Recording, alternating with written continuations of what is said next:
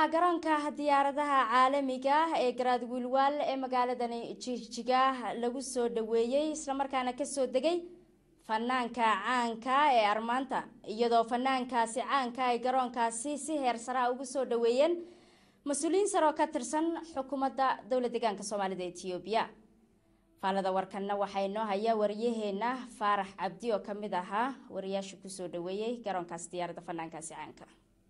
xukuumadda dawladda deegaanka Soomaalida ee Itoobiya shacabkeedu iskaashanaya ayaa gaaray horumar ballaaran kaas oo soo jiitay indhaha caalamka suurtageliyeen in kumanaan qurba jooga ay dib ugu soo laabtaan deegaankooda hooyo kuwaas oo ay kamid ahaayeen dad caana waxaana maanta garoonka caalamiga ee Garaad Wiilwaal ee magaalada Jigjiga ka soo degay fanaanka caanka ah ee Armaanta iyadoo si heer sare ah ay ugu soo dhaweeyeen mas'uuliyiin sare oo ay kamid ahaayeen madaxweyne ku-xigeenka hoggaanka nabadgelyada maamulka iyo cadaaladda deegaanka Soomaalida ee Itoobiya mudane Cabdullaahi Yuusuf Weerar wasiirka madaxtooyada deegaanka Soomaalida ee Itoobiya mudane Cabdicasiis Maxamed wasiirka xafiiska qurba joogta deegaanka Soomaalida ee Itoobiya mudane Cabdibarri Macallin maarayaha wakaalada warbaahinta deegaanka Soomaalida ee Itoobiya mudane Cabdiwali Xaaji Maxamed Dalmar iyo maayarka maamulka magaalada Jigjiga mudane Suldaan Maxamed wasiiro iyo wasiiro ku-xigeenka ka tirsan xukuumadda deegaanka Soomaalida ee Itoobiya waxaana soo dhaweyntaasi ballaaran kadib mas'uuliyiinta iyo fanaankuba warbaahinta kula hadleen qolka martida gaarka ah ee garoonka Garaad Wiilwaal ee magaalada Jigjiga ugu horreynna waxaa halkaasi ka hadlay madaxweyne ku-xigeenka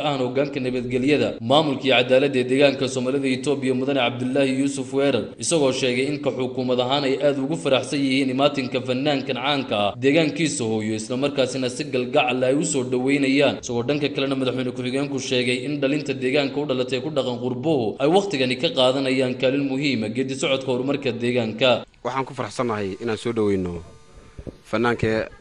fanaanka naga da'da yar arka maanta oo ah fanaan mataqaanaa caan oo qaali ah isla markaana ah nin dhalinyaro oo jecel dalkiisa iyo dadkiisaba marka waxaan leenahay dhalinyarada kale ee mataqaanaa iyo qurba joogta u dhalatay deegaankan dalkiina iyo dadkiina oo jecel mataqaanaa ku soo dhawaada isagana mataqaanaa si xurmad leh mataqaanayaan usoo dhaweynayna Armaanta ayaa sheegay inuu aad ugu faraxsan yahay imaatinka dhulkiisa hooyo isla markaasina uu qayb lixaad ka qaadan doono horumarka nabadgelyada iyo maamulka suuban isagoo uga mahadnaqay xukuumaddu sida ay dadaalka u saartay horumarinta nolosha bulshada u badan xoolo dhaqatada ee deegaanka Soomaalida ee Itoobiya maanta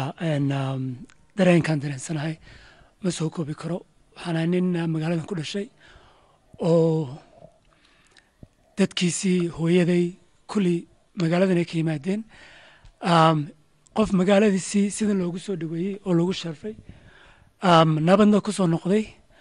oo welibana dowlad deegaanka Soomaalida ee Itoobiya madaxdiisii ay sidan u sharaftayso waxa weeye nasiib jacayl aan u qabo waddankayga iyo magaaladeydana waana jacayl aan soo koobi karayn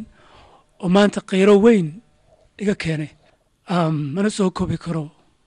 waxaana mas'uuliyiintii iyo fanaankii caanka ahaaba ay u soo galbadeen magaalada Jigjiga qurba joogta deegaanka ee ku dhaqan dacalada dunida ayaa waqtigani kaalin weyn ka qaadanaysa horumarka deegaanka